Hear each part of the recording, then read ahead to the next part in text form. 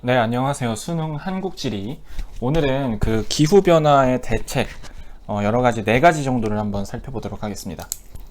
먼저 첫 번째, 국가 간에 이제 지구온난화가 너무 심하니까 여러 국가들이 모여서 국제적인 약속을 했어요. 그걸 국제협약 이렇게 부르는데, 세 가지, 각각의 도시에서 회의를 한 도시의 이름을 따서 이렇게 부릅니다. 이름을. 어떤 내용이 있는지 구분만 하시면 될 것 같아요. 1992년에 브라질의 리우데자네이루에서 처음에 모였을 때는 여러 국가들끼리 자, 이제 우리가 처음 모였으니까 앞으로 온실가스 감축해야 될 것 같아. 우리 노력해보자 라고 공동의 의지를 드러냈습니다. 그게 리우 기후변화 협약이고요. 그 다음 5년 뒤에 일본의 교토에서 모여서 또 이렇게 약속을 했어요. 그 약속한 걸 문서로 만들었는데 그 문서를 의정서라고 부릅니다. 뜻을 모아서 정한 문서, 이런 뜻이에요. 여기서는 일단은 지금까지 이 지구온난화의 주범이 누구냐, 선진국이 산업혁명 먼저 해가지고 먼저 많이 내뿜지 않았냐 지금까지. 그러니까 너네가 먼저 약속을 하고 요거 먼저 좀 줄여라. 그래서 선진국에 먼저 감축 의무를 지웠습니다. 그 다음에 2015년에 파리에서 또 기후변화 협정이 있었는데, 이 용어가 좀 다르지만 그냥 똑같다고 생각하시면 됩니다. 여기서는 중요한 게 이제는 선진국뿐만 아니라 개발도상국, 너네들도 같이 해야 돼. 이렇게 같이 하기로 약속을 했습니다. 그래서 이런 국제적인 협약들이 있구나 기억해 주시기 바랍니다.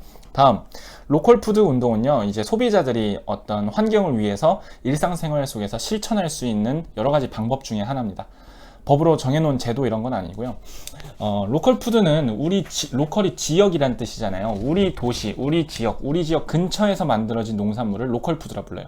상대적으로 다른 거는 이제 글로벌 푸드라고 해서 외국에서 수입해서 오는 거를 글로벌 푸드라고 세모 쳐놨죠. 요게 안 좋고 요게 환경에 좋으니까 요걸 많이 쓰자라고 장려하는 운동이 로컬 푸드 운동이에요. 그 음식물이 바로 로컬 푸드고, 왜 이게 가까운 데서 오는 게 좋냐? 그거는 얘가 수입하면 배 타고 비행기 타고 트럭 타고 오면서 이 거리가 늘어난 만큼 그 운송에서 나오는 온실가스가 있을 거 아니에요. 그죠?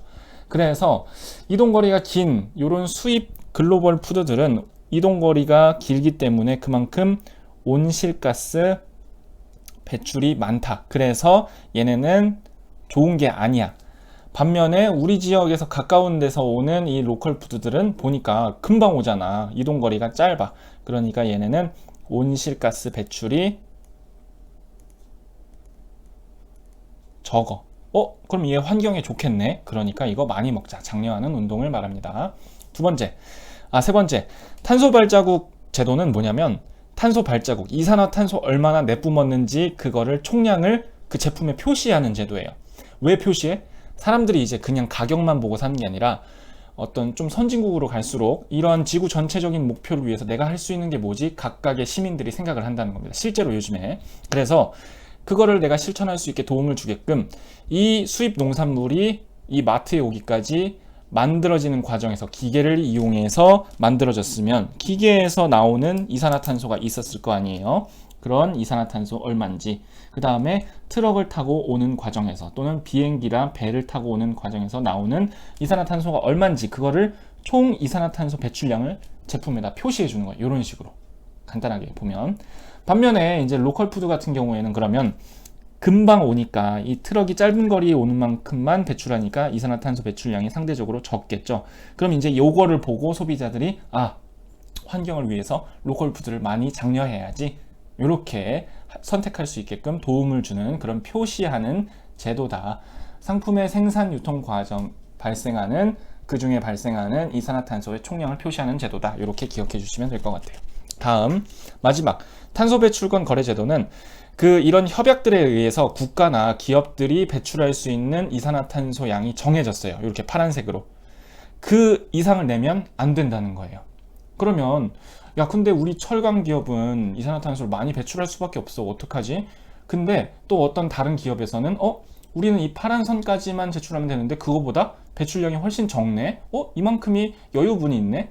그러면 어쨌든 지구 전체적으로 총량만 맞추면 되는 거니까 너네가 남은 거, 아낀 만큼 부족한 애들한테 이걸 돈 주고 팔 수 있게 해줄게. 그 제도가 바로 탄소 배출권 거래 제도입니다. 그래서 국가나 기업끼리 탄소 배출을, 여기서 말하는 탄소는 뭘까요? 이산화탄소겠죠. 온실가스 배출을 허용량을 이렇게 남는 애들이 부족한 애들한테 팔 수 있게끔 전체적인 양만 이렇게 맞춰지게끔 시장에다가 맡겨놓는 그런 제도를 말합니다. 그래서 요거를 이렇게 남는 아낀 기업에서는 돈 주고 이 남는 그 어떤 배출할 수 있는 그 허용량만큼을 얘네한테 판매하고 얘네는 요거를 구매해서 아유 다행이다 그래도 이렇게 쓸 수 있게끔.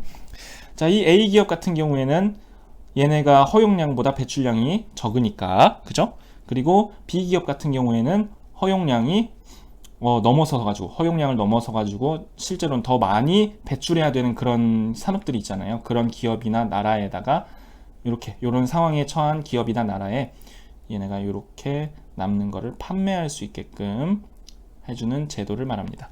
자, 요거를 하려면 일단 배출 허용량을 파란 색깔 선을 일단 먼저 정해야겠죠. 그래서 일단은 이 제도에서는 배출 허용량, 이산화탄소 온실가스 배출을 얼만큼까지 줄일 거야, 얼만큼까지만 배출할 수 있어 먼저 정해놓고 그 다음에 이 기준에 따라서 남는 분량만큼 판매를 할 수 있도록 해주는 거다. 자, 해서 탄소 배출권 거래 제도까지 해서 기후변화 대책 4가지 살펴봤습니다. 여기까지 볼게요.